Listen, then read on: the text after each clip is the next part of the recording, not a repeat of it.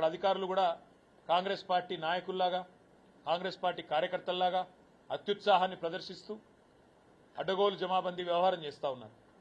మొన్నటికి మొన్న 54 రేషన్ దుకాణాలు ఇక్కడ మా గతంలో ప్రభుత్వం ఉన్నప్పుడు కొత్త రేషన్ దుకాణాలు పెట్టినాం. చిన్న చిన్న పల్లెలలో, పోతిరెడ్డి పల్లె లాంటి చిన్న పల్లెలో పెట్టినాం. రాగట్లపల్లె లాంటి చిన్న పల్లెల కొత్త గ్రామ పంచాయతీ చేసి అక్కడనే మళ్ళీ వాళ్ళు ఇంకో పక్క ఊరికి పెద్ద ఊరికి పోయి అక్కర లేకుండా ఆడనే దుకాణం పెట్టినాం. దుకాణం పెట్టి ఏం చేసినాం, మేము స్థానికంగా ఉండే మహిళా సంఘానికి అప్పచెప్పినాం. మీరు నడుపుకోండి పొదుపు సంఘం వాళ్ళు, తద్వారా మీకు ఇంత ఆమ్దాని ఉంటుందని చెప్పి పొదుపు సంఘం వాళ్ళకి అప్పచెప్పినాం. మరి నువ్వేం చేసినావు వచ్చి ఇప్పుడు?